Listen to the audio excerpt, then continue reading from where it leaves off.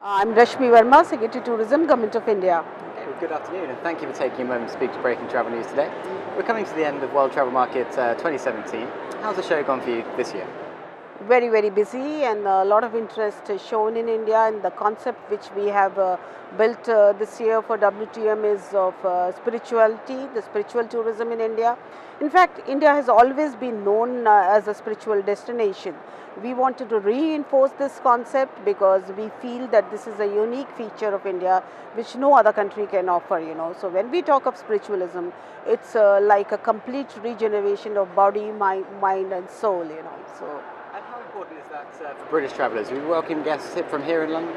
Yes, in fact, UK is a very, very important market for us, and 11% of our foreign tourist arrivals is from UK, and they have always been very, very interested in the spiritual aspect of tourism which India has to offer. They also take a lot of interest in our cuisine, the wide variety of cuisine and the cultural heritage, the World Heritage sites. So all combined, I think the spiritual aspect is something which is really, really interesting for them, and that's why we chose this concept for WTM. Okay, as you say, India is quite well known for its spiritual wellness side. Next year, you're tending to focus on adventure tourism. Maybe that's a little bit less well known. Spiritual aspect will continue, but our focus next year is more on adventure tourism. We have declared it as a year for adventure tourism because what we find is that a lot of youth who are traveling to India is looking more for experiential kind of tourism, and they are more interested in adventure.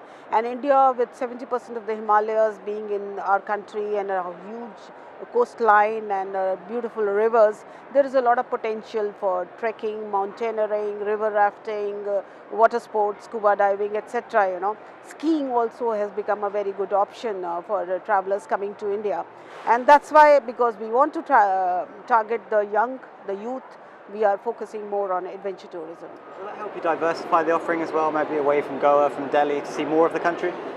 Yes, in fact, that's also part of our strategy, because what we find is that most of the people are either going for the beaches to Goa, or they go to Agra for Taj Mahal.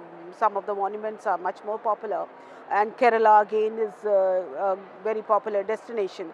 But with the opening of other destinations, and with the focus on adventure tourism, we will be able to take people to Uttarakhand, Sikkim, many other Himalayan Himalayan country states like Himachal Pradesh, Gulmarg, etc. for skiing. So that kind of disperses the tourist arrivals in India instead of overcrowding one destination. You mentioned skiing and beaches there, so India is very much a 365 destination, 365 days a year. You can go any time of the year.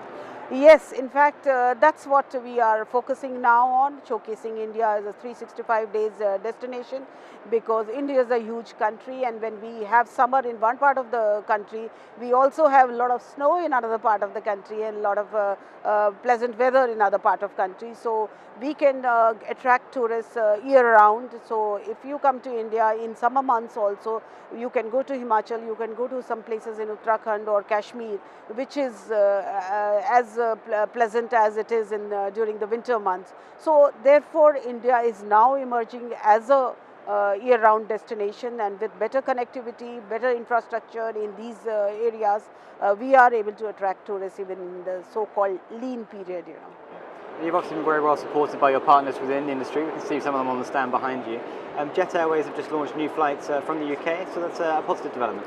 Yes, in fact, that's a very, very positive development, because the greater number of flights we have coming to India, that increases the competition also, in the sense that the cost also comes down, and there is a greater opportunity for bringing in people to India. And we have other airlines also, international airlines, who are starting new flights. For instance, Alitalia has recently started a flight from Rome to Delhi, and we also have Air India starting flights from Spain and other countries.